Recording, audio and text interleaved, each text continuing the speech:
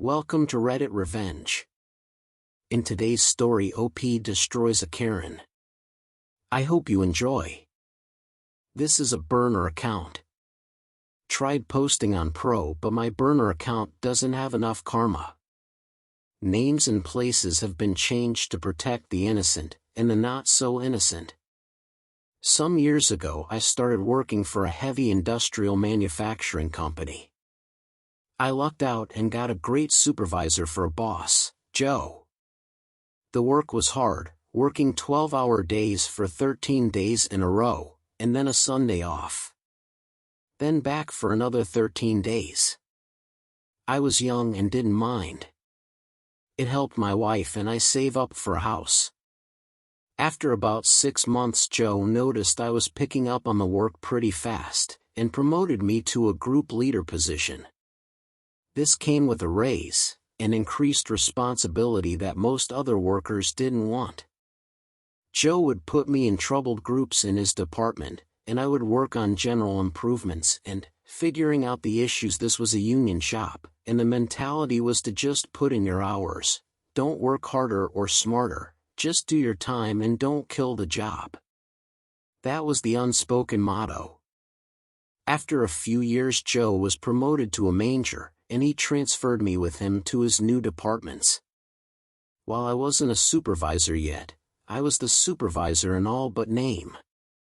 The supervisors loved it because they never had to leave the office, and I liked it because it was a good learning experience. I made a good reputation and got a lot of respect from workers and from management.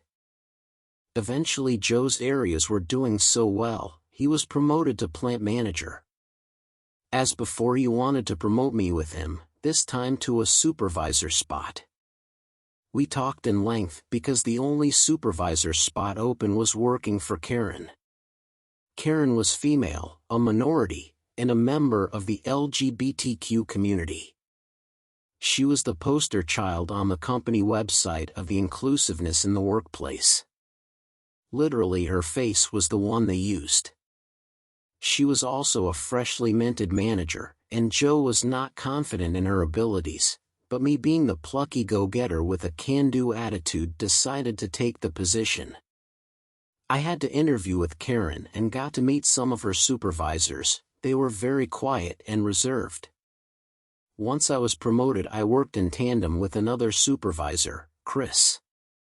Chris was young, had one small child, and his wife was pregnant and a stay-at-home mom. During the first week everything was going well. I was learning all the employees, getting to know the process, and getting my feeling for the area. During the second week, Chris's wife went into labor and she had a hard time. Chris went on paternity leave for 6 weeks, and I was tossed into the deep end, in charge of the whole area solo. With 60 employees.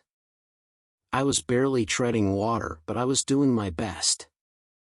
When I would ask Karen for guidance or assistance, she would scoff like it was beneath her and tell me, "If I have to do your job, then I don't need you."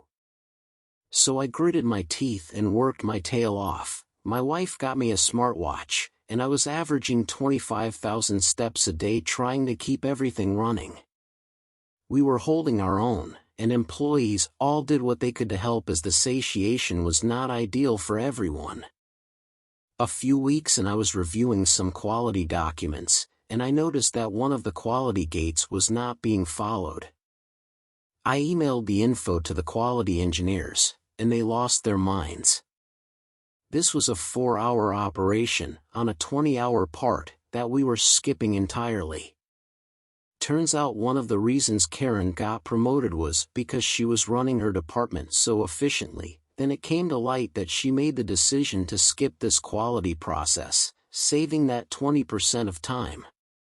Except the engineers never signed off on this, and it caused massive damage control.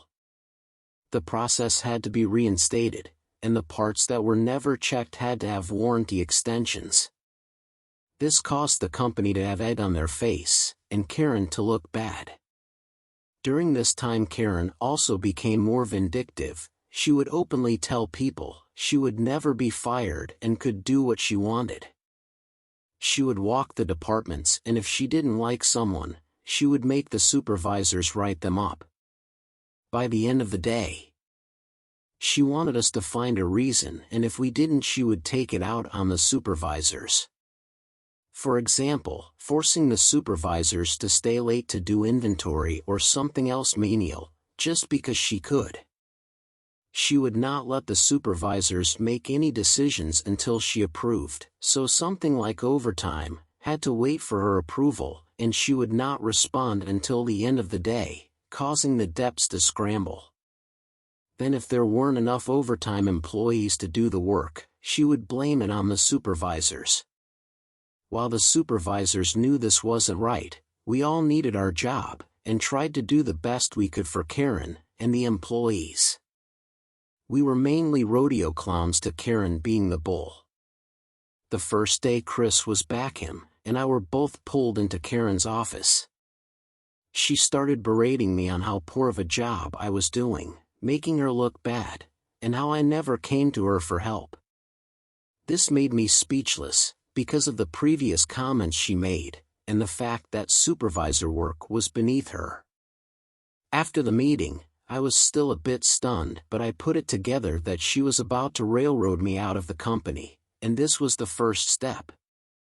I called Joe and asked for a meeting that same day. When I got together with Joe, I started telling him about the things that were going on that he had no idea about. The harassment, the abuse, the vindictive nature.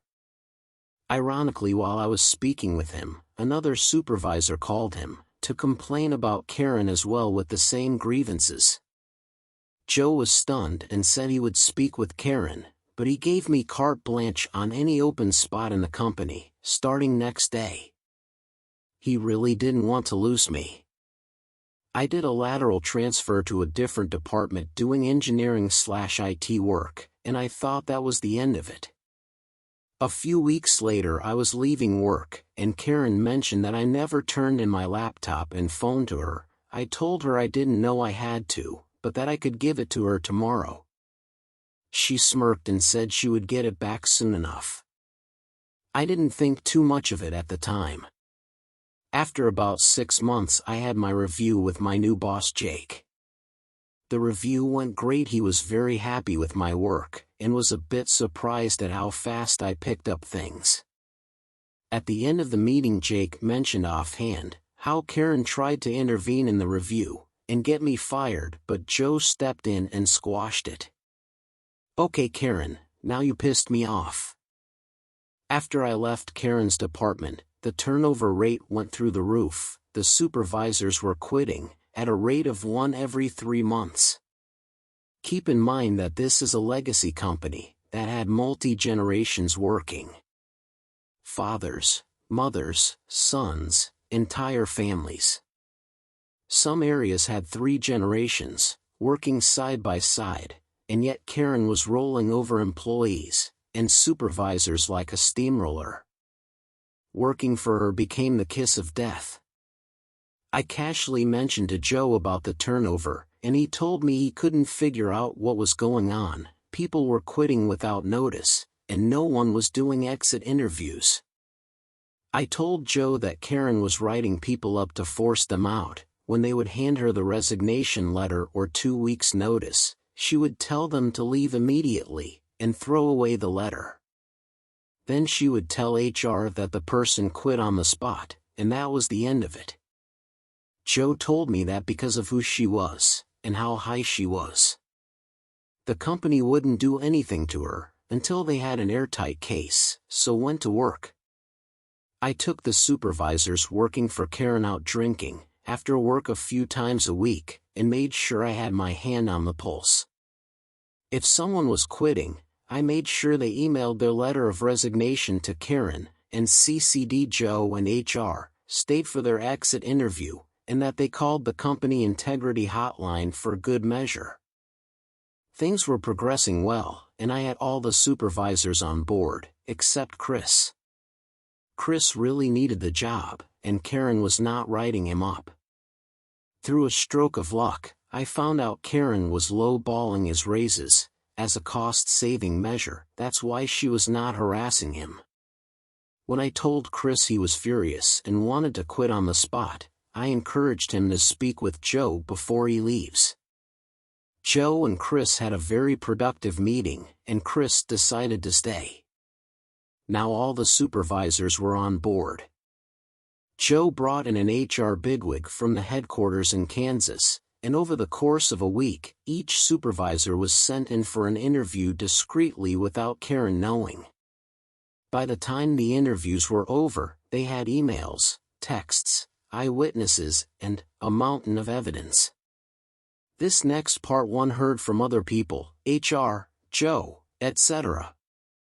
Despite everything, the company wanted to keep this quiet, so they brought in Karen, and said they no longer needed her, and offered a very generous severance package.